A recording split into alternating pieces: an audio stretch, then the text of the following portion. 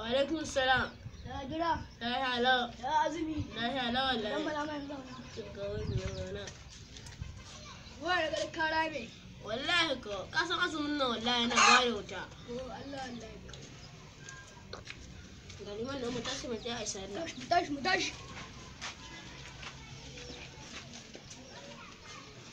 Allahu akbar. Allahu akbar.